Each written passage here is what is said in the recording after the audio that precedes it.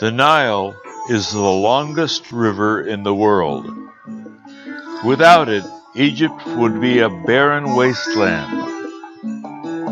Each year, for centuries, the Nile has overflowed its banks, creating a narrow strip of fertile land, a land where man and beast could prosper.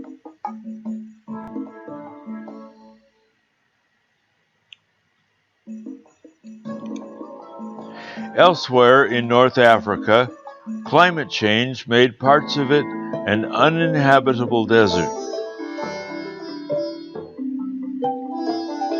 At the mouth is Cairo, an Egyptian city which looks much the same as it did centuries ago.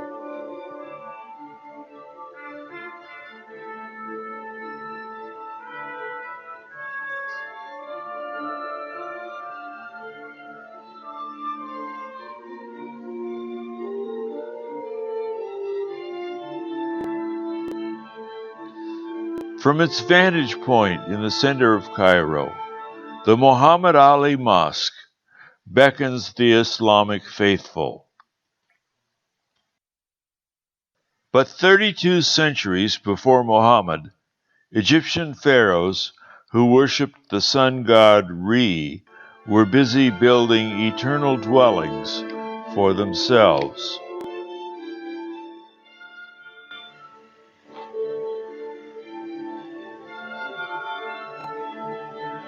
The Sphinx represents the god of the rising sun. It jealously guards the pyramid behind it, the tomb of King Khephren. Now let's turn to Palestine. Here we find a different story.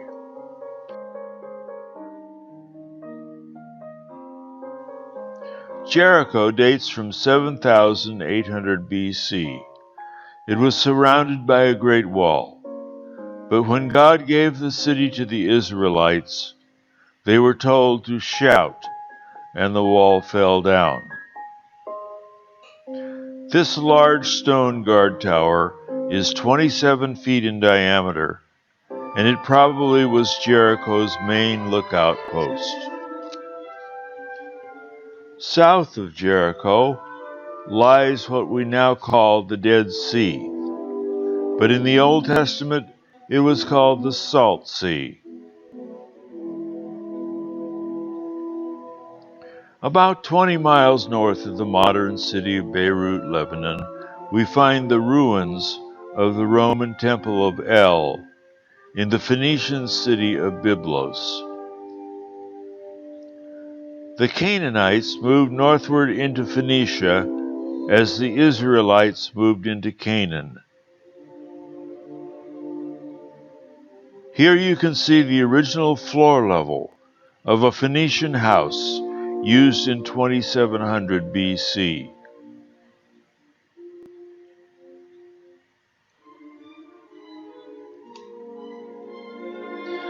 The Phoenicians made good use of the nearby cedars of Lebanon.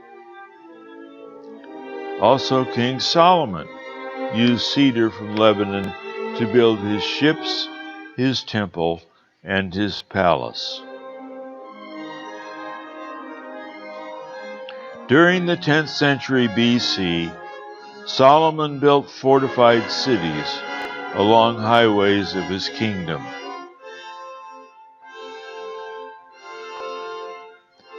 One of these was built on Mount Megiddo. This large altar was part of a Canaanite palace. It dates from the 13th and 14th centuries BC. Jeroboam II, an 8th century BC ruler, built this public grain silo. It was part of his effort to accommodate Israel's prosperity at that time. According to the Bible, the last battle on earth will occur in a valley called Armageddon, which lies at the foot of Mount Megiddo. Many Old Testament battles have been fought in this valley.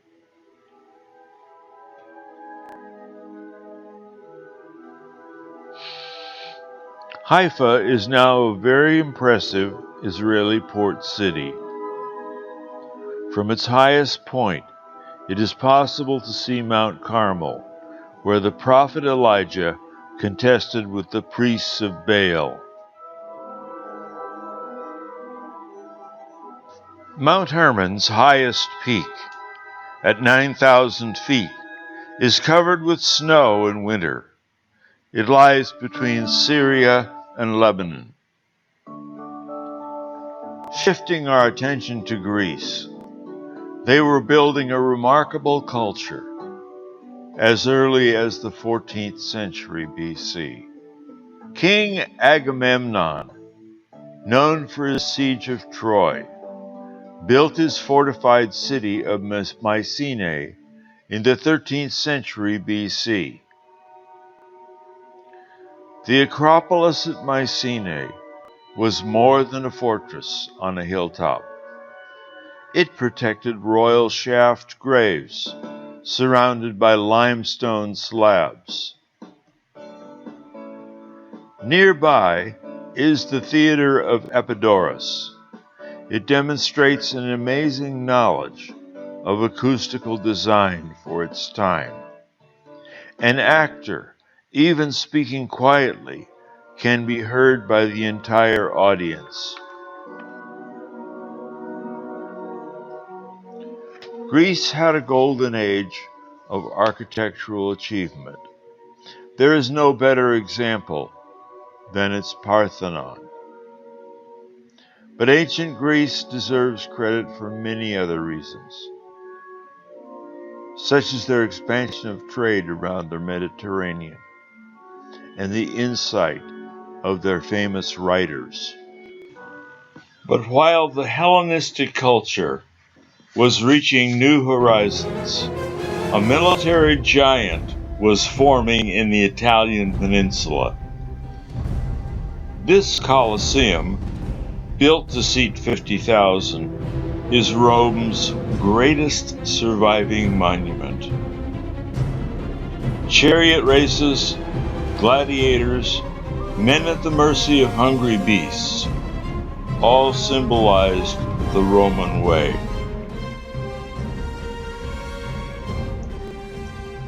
The Roman Forum was at the center of their empire.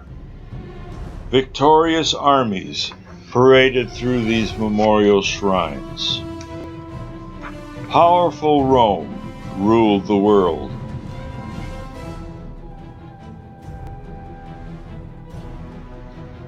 The Arch of Titus celebrated his victory over the Jews.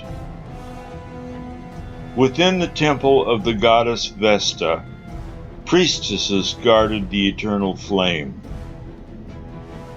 The Pantheon is the only ancient Roman building which still survives intact today. On the left can be seen the inscription of the builder, Marcus Agrippa. The lands which border the eastern Mediterranean were conquered by Rome in the 1st century BC.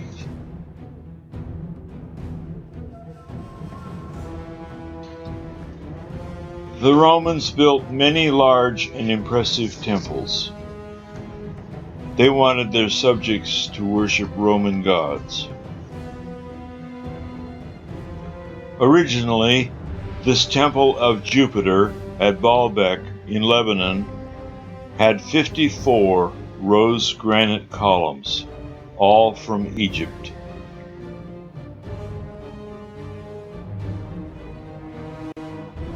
Today, only 6 remain.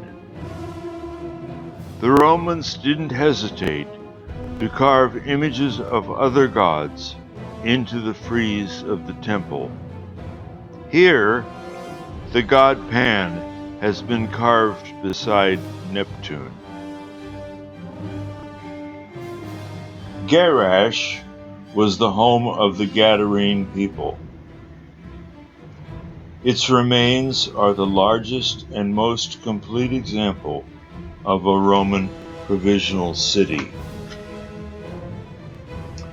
Samaria, home to the Samaritan people, lies between the Jordan River and the Mediterranean Sea. It was once the capital of Israel's northern kingdom. This Samaritan watchtower dates from the 3rd century BC. It was attached to a wall near Herod's palace. King Herod the Great was ruthless and scheming. He married and murdered his wife Miriamne. He built a sumptuous palace for himself over an older temple of Baal. It was in a portion of Samaria which he named Sebast August in honor of Caesar Augustus. Perhaps this was the palace at which Salome danced and where the head of John the Baptist was presented on a platter. But King Herod also rebuilt the Jewish temple in Jerusalem.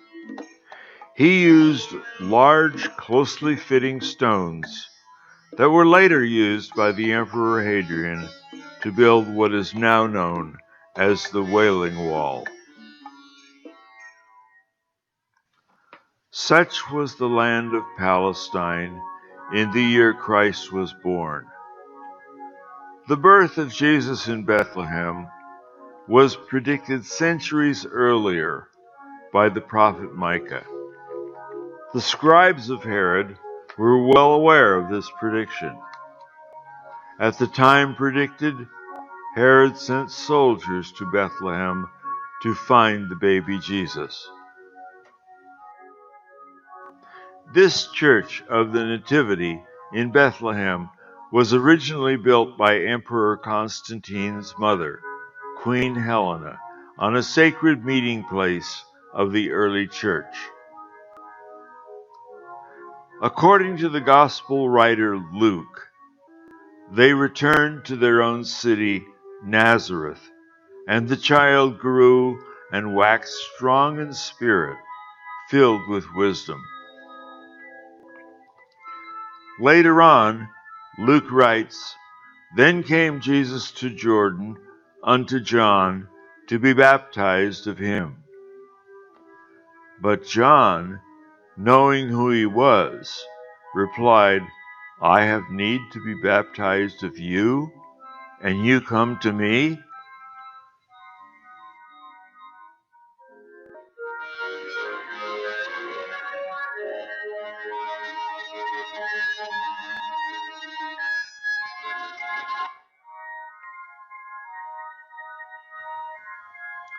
In his early ministry, Jesus turned water into wine at a marriage feast in Cana of Galilee. Jesus spent much time near that sea.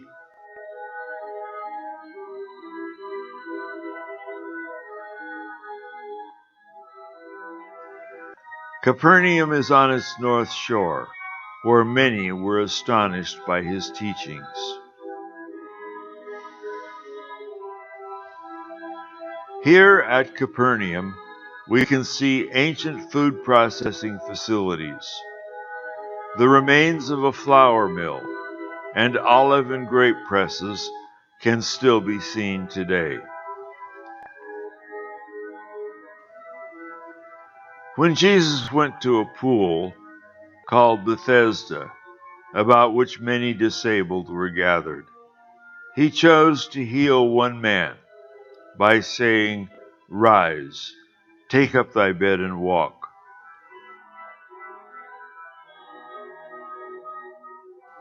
He often spent time in the village of Bethany, sometimes overnight.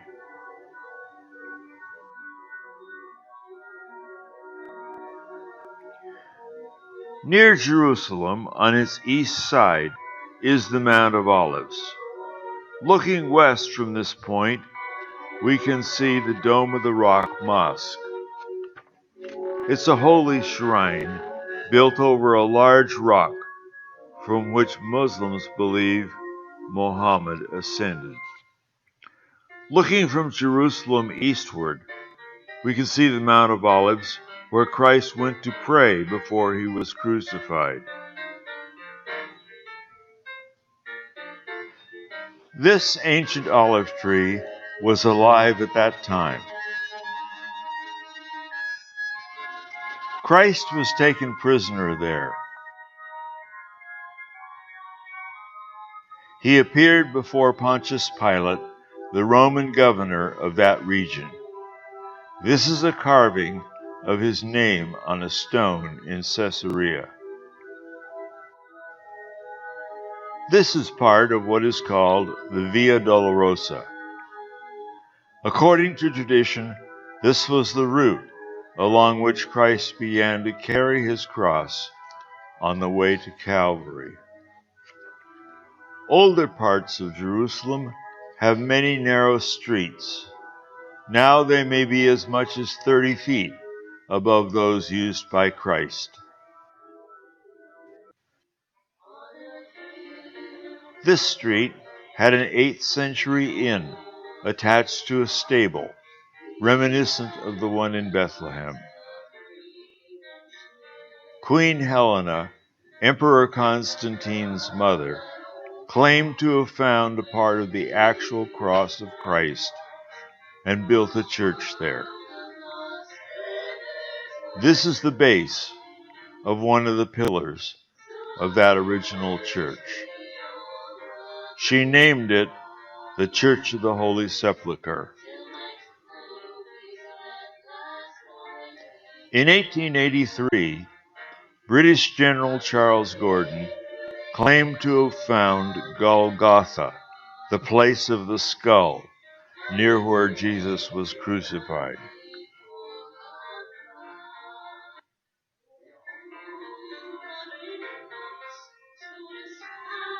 He also found what he believed was the tomb into which the body of Christ was placed before his resurrection. No one will ever know for sure, but the possibility exists.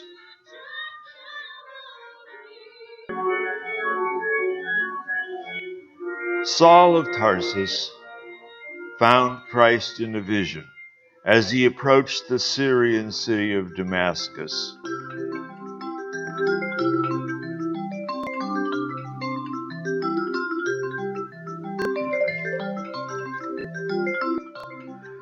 Being temporarily blinded, he was led into the city to the house of one called Judas, who lived on the street called Straight.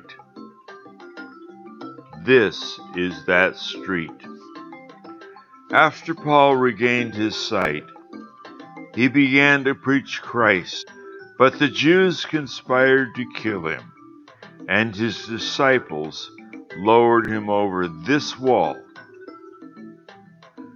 Later, after Saul became the Apostle Paul, he went to Athens. When Paul was in Athens, he disputed in the marketplace every day. This is that marketplace.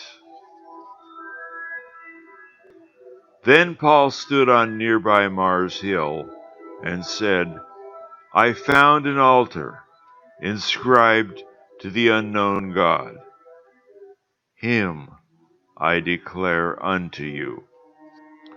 It was in the Roman Forum that Paul stood on trial before Junius Gallio, the Roman proconsul. Paul would have stood on these very floor tiles, looking up at Gallio. You can see a sign with the word Bema, which means place of judgment. The Jews had been upset with Paul for teaching a way contrary to their law. But Gallio was unimpressed and released Paul.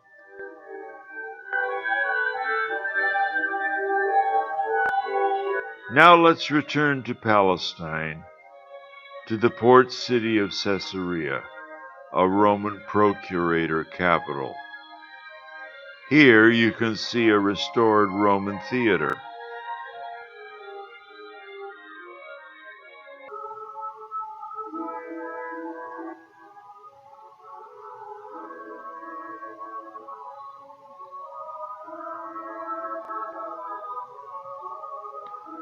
Not only in this city did Paul give his defense before Felix the governor, but he set sail to Rome from its port.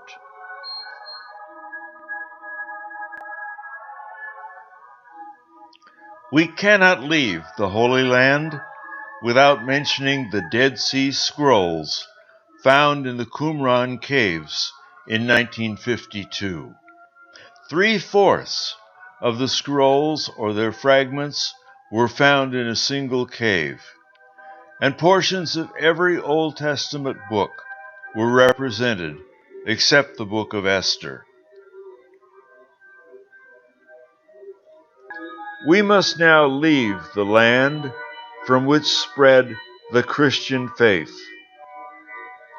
The Christian faith, for which the doctrine of Christ's atoning death on the cross can make us free from the penalty of sin, is central.